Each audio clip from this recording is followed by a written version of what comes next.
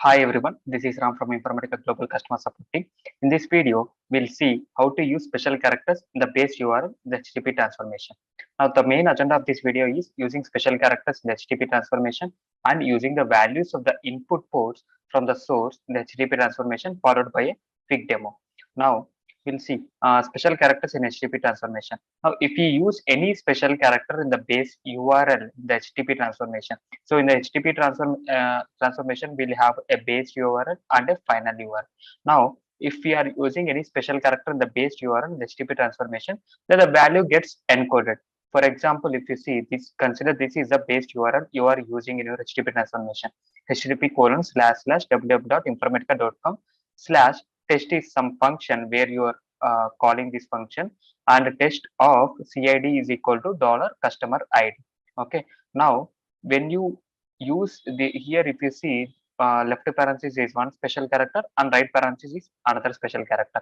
Now when we use this one, the final URL that we get from the session log is http www.informatica.com test, and the left parenthesis will be encoded as %28 and the right parenthesis will be encoded as %29.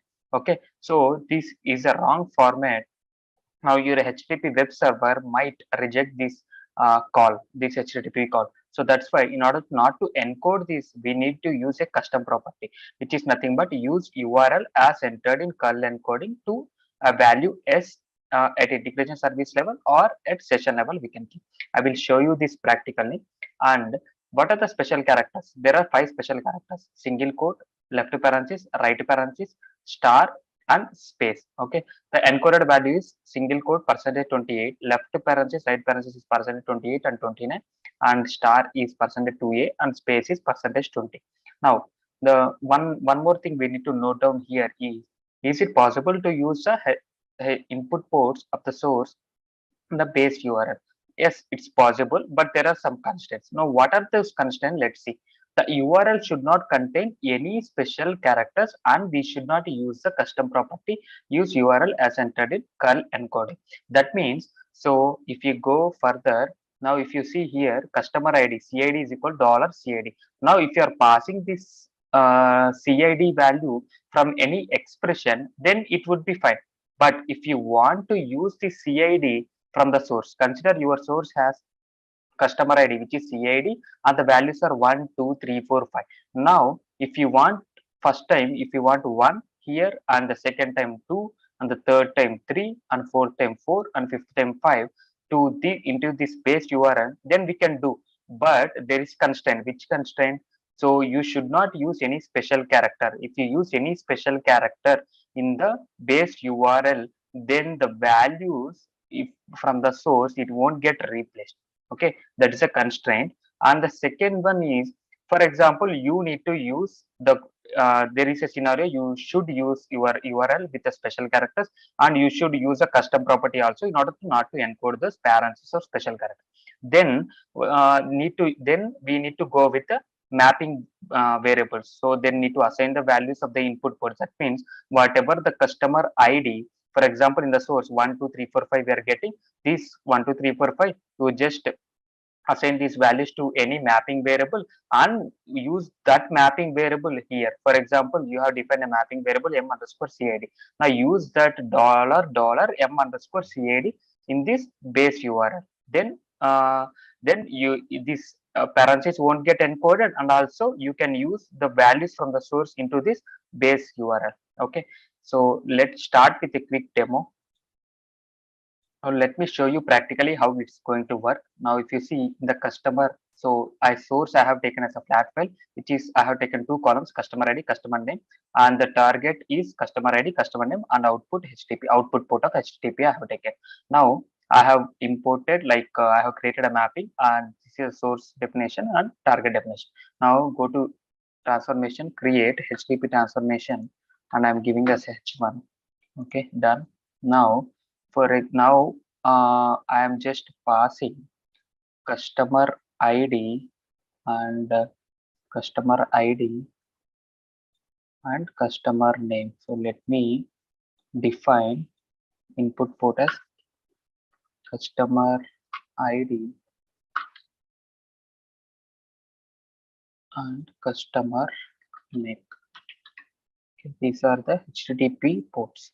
So let me define as h underscore customer ID and h underscore customer name. Okay, now you can see, so apply. Okay, now let's pass this customer name to h name. Okay, now you can see in this HTTP, so the final URL is going to, this is a base URL which I'm going to use, and the final URL you can see.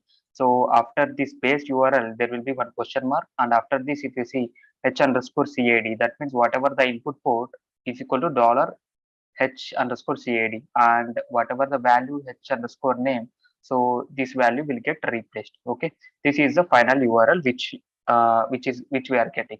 Okay, click apply, and let me join this to customer ID, and let me join this to customer name and HTTP out. Now let me save this session. Now let me save this mapping. So the mapping is valid. Let us create a session. Now I have created a session and I have created a workflow. Let me start the workflow, and I have saved the workflow, and let me start the workflow. Now we can see the final URL that got created from the session log. If you see, so these are the values which I am passing from the source. So for the customer ID, I am passing 1, and for the customer name, I am passing as Ram. So when we use, so in this way, we are using whatever the values we are getting from the source, we are able to use those ports in the HTTP transformation. Okay. Now let's use braces in the HTTP URL, and let's see. Now let's use the braces, the URL. So here, if you see, you cannot change the final URL. So even if you add anything, you cannot change. So if you want to change anything, you need to do in the base URL. So that's why parameters base URL option, you need to check it. So this option is available only from 10.4 version. So before that previous versions like 10.2 or 10.2 HF1 or 2 HF2, we don't have this option. Okay, so that's why from 10.4 we have this option. You can use this option. And base URL, for example, consider yeah, so here I'm just using test, and okay, so and HTTP, so let me use customer ID only, not to confuse. Okay, so the port customer ID, so customer name. Okay, so here I am just using customer ID is equal to, so whatever the value that I am getting, dollar customer ID. So that means whatever the value that I am getting from the source customer ID, so that needs to be placed here. Okay, so that needs to be replaced here in this one. And also I'm using a special character. Let's see, and let me save. I just changed the name. You can also give h underscore CID and h underscore C name also, no problem. And now you can see the final URL that got created is same, http www.informatica.com, and test is there. Now if you see percentage 28, that means the special character parenthesis, left parenthesis and the right parenthesis are getting encoded. So in order to not to encode this value, as I mentioned in the PPT, we need to use URL encoding this custom property to yes. So let me define that custom property. Now at the session level, I have defined a custom property which is use URL as entered in curl encoding equal to yes. If you want, you can define it integration service in the admin console also. So let me save the workflow and let me start the workflow. And here what we expect is, so when we use that custom property, the left parenthesis and right parenthesis are not getting encoded. But if you see CID is equal to $CID, that means whatever the value we are giving, it is getting directly. So this customer ID is not getting replaced with the source value. So as I mentioned, this is the this is a constraint. So that's why when you want to replace the source values into the URL, then you should not use any parentheses or any special characters. Now consider you want to use this special character and you don't need to don't want to encode this one, but still you need to replace, then we need to go with the mapping variable. Let me show you that. Now I came to designer and I'm going into mappings and parameters and variables. Now if you see, I have created a two mapping variables, m underscore CID and m underscore CNAME. These are the variable string. Okay, now I will just remove this connection. Yeah, so now let me create an expression. So expression E1 and done. So let me pass the input values to this expression. So customer ID I am passing and customer name also I am passing. Now in this expression, let me define two more ports. So O customer, O underscore customer ID and O underscore customer name. Now I am just using this as an output ports, and here, so we need to use a mapping variable. So we have used a set variable. We need to use this set variable function, and so whatever the values we are getting from the input, that means from the customer ID, we need to store into mapping variable. So mapping variable is nothing but m underscore cid. Okay, so here you can see what are the mapping variables that are defined, m underscore cid, and validate expression parsed. Okay, now apply. Okay, so if you want, you can also use let me use customer name as well. So set variable of customer dollar m underscore cname. So cname, that means whatever the value which is getting from the source, that means customer name, it we are just assigning to mapping variable. So click OK, apply OK, and we need to send this OID, O underscore ID, to input, and this O underscore name, customer name, to HTTP input. Now you can see, so now you just need to use dollar m underscore CID comma. For example, if you want customer name also, you can simply add customer name equal to dollar CName. Now apply.